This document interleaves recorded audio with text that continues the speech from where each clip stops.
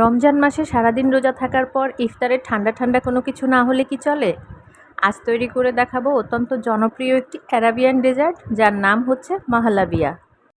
ইফতারে অথবা তীব্র গরমে এইরকম মন প্রাণ কলিজা ঠান্ডা করে দেওয়ার মতো একটা আকর্ষণীয় ডেজার্ট থাকলে আর কিছুই লাগবে না।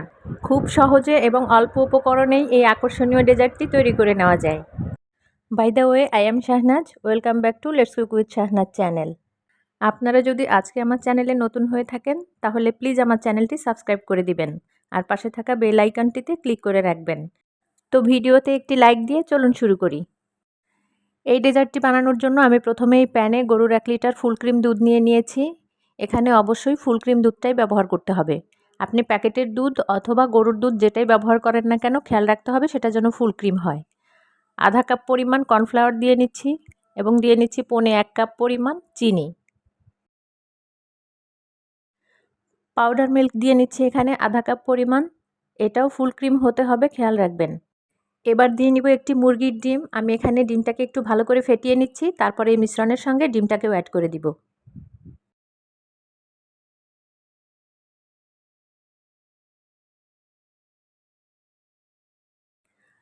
আধা চা চামচ পরিমাণ লবণ দিয়ে নিচ্ছি।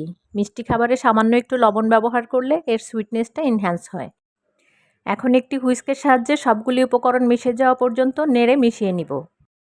আজকে আমি যে ডেজার্টটি তৈরি করছি, এটার নামকরণ সম্পর্কে সামান্য একটু বলি। 7ম শতকে একজন বিখ্যাত শেফ ছিলেন। তিনিই প্রথম এই ডেজার্টটি তৈরি করেছিলেন এবং তৎকালীন একজন জেনারেলকে এটা পরিবেশন করা হয়েছিল, যার নাম ছিল আল মুহাল্লাব ইবনে। তো তিনি এই ডেজার্টটা খেয়ে এতটাই মুগ্ধ হয়ে গিয়েছিলেন এটার টেস্টে, যে তিনি খুশি হয়ে এই ডেজার্টের নাম তার নিজের নামে রেখে দিয়েছিলেন মাহালাবিয়া। তখন থেকেই কিন্তু এই ডেজার্টটি মাহালাবিয়া নামে পরিচিত। সব কিছু একসঙ্গে মিশিয়ে নেওয়া হয়ে গেছে। এখন এটাকে চুলায় বসিয়ে জাল করে নিব। এই সবগুলো উপকরণের মিশ্রণে এখানে যে হালুয়াটা এখন তৈরি হবে, এটার টেক্সচারটা অনেকটা ক্রিমি টাইপের হয়। আপনি চাইলে এখানে যে কোনো হেভি ক্রিমও ব্যবহার করতে পারেন, কিন্তু আমি এখানে ক্রিম ব্যবহার না করে ক্রিমি ভাব আনার জন্য এখানে আমি পাউডার মিল্ক এবং ডিম ব্যবহার করেছি। এতেও কিন্তু এটার ভেতরে খুব ভালো একটা ক্রিমি ভাব আসবে। অনবরত নেড়ে যেতে হবে, তা না হলে দলা পেকে যাবে এবং নিচেও লেগে যেতে পারে। যেহেতু এখানে ডিম এবং কর্নফ্লাওয়ার অ্যাড করা হয়েছে, তাই এটা খুব দ্রুতই ঘন হয়ে আসবে।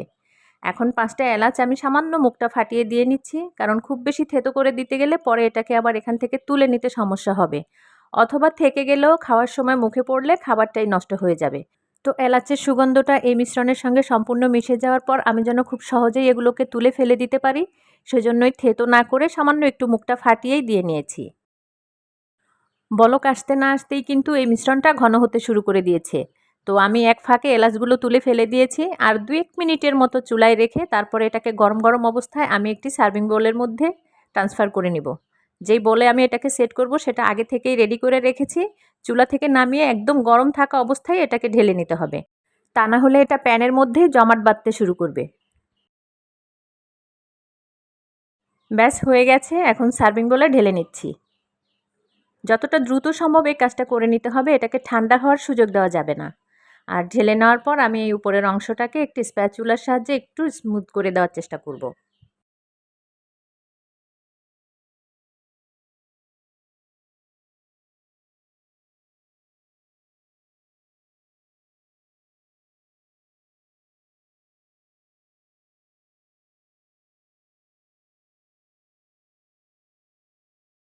এই হালুয়ার উপরের অংশটা আমি স্প্যাচুলার সাহায্যে যতটুকু সম্ভব মসৃণ করে নেওয়ার চেষ্টা করেছি।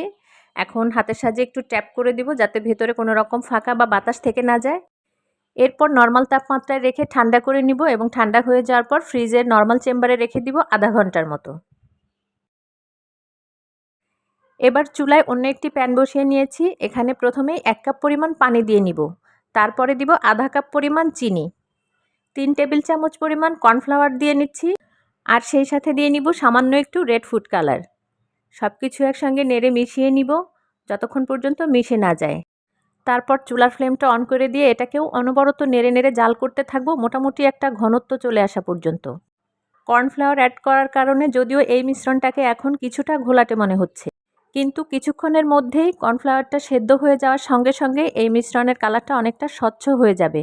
এই মিশ্রণটাকেও নাড়া বন্ধ করা যাবে না। অনবরত নাড়তে না থাকলে এটাও তলানিতে বসে যেতে পারে অথবা দলা পেকে যেতে পারে।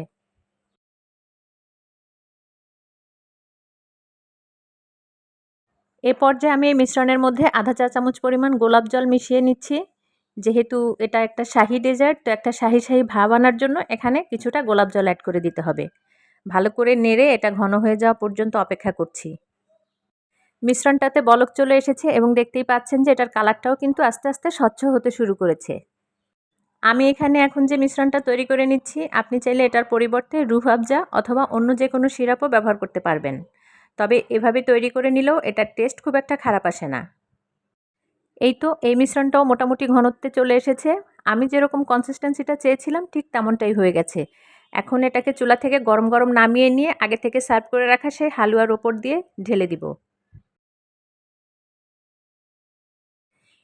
এই সার্ভিং বোলটা ফ্রিজ থেকে নামিয়ে নিলাম। এটাও মোটামুটি বসে গেছে। এখন এর উপর দিয়ে আমি এই মিশ্রণটাকে ঢেলে দিচ্ছি। একটু দ্রুত এই কাজটা করতে হবে, তা না হলে কিন্তু ঢালার আগেই ওপর দিয়ে সর পড়ে যাবে এবং জমাট বাঁধতে শুরু করবে। এই অবস্থায় এখন এই সার্ভিং বোলটাকে ফ্রিজের নর্মাল চেম্বারে রেখে দিব 1.5 থেকে 2 ঘন্টার মতো। হাতের সাহায্যে সামান্য একটু ট্যাপ করে নিচ্ছি যেন উপর থেকে বাবলগুলো চলে যায়। তারপরেই ফ্রিজে রেখে দিচ্ছি।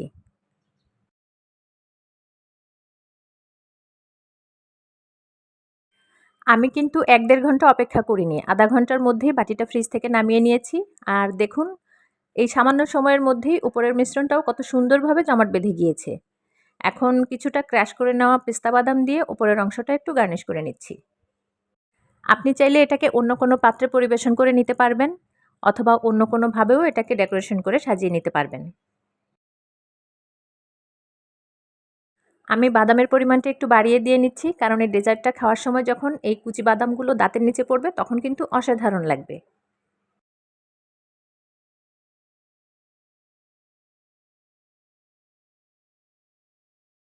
এই তো সাজিয়ে নেওয়া হয়ে গেছে, আর সেই সাথেই তৈরি হয়ে গেল আমার অসাধারণ স্বাদের অ্যারাবিয়ান ডেজার্ট মাহালাবিয়া। রমজান মাসে সারাদিন রোজা থাকার পর এরকম একটা ঠান্ডা এবং আকর্ষণীয় ডেজার্ট সামনে থাকলে আর কিছুই লাগবে না। সামান্য কয়েকটা উপকরণ দিয়ে এবং এত অল্প সময়ে যে এরকম একটা আকর্ষণীয় এবং মজাদার ডেজার্ট বানিয়ে নেওয়া যায়, সেটা আপনি নিজে না বানালে বিশ্বাসই করবেন না। এই ডেজার্টটা এত বেশি সফট এবং ক্রিমি যে বলে বোঝানোর মতো না। মুখে দিতেই একদম মিলিয়ে যাবে। ডেজার্টে সাধারণত দামি দামি যে সকল উপকরণগুলো ব্যবহার করা হয়, সেগুলো ব্যবহার করা ছাড়াই যে এত রাজকীয় স্বাদের একটি আকর্ষণীয় ডেজার্ট বানিয়ে নেওয়া যায়, এটা আসলেই আশ্চর্যজনক। আপনি এই ডেজার্টটা খাওয়ার পর নিজেই অবাক হয়ে যাবেন যে এই ডেজার্টটা এত অল্প উপকরণ দিয়ে আপনি ঘরেই তৈরি করে নিয়েছেন। এই ডেজার্টটা তৈরি করার পর আমি যখন ফ্রিজ থেকে নামিয়ে ঠান্ডা ঠান্ডা অবস্থায় ইফতার টেবিলে পরিবেশন করেছি, তখন সবার দৃষ্টি তো এই দিকেই ছিল। আর আমারও মনে হয়েছিল যে ইফতারের শুরুটা এটা দিয়েই করি। আমার আজকের এই অ্যারাবিয়ান ডেজার্ট মাহলাবিয়ার রেসিপিটি আপনাদের কাছে কেমন লেগেছে কমেন্ট করে জানাবেন। ভিডিওটি ভালো লেগে থাকলে একটি লাইক দিবেন, আর আমার চ্যানেল সাবস্ক্রাইব করে চ্যানেলের সঙ্গেই থাকবেন। সবাই অনেক অনেক ভালো থাকবেন, সুস্থ থাকবেন এবং নিরাপদে থাকবেন। আল্লাহ হাফেজ।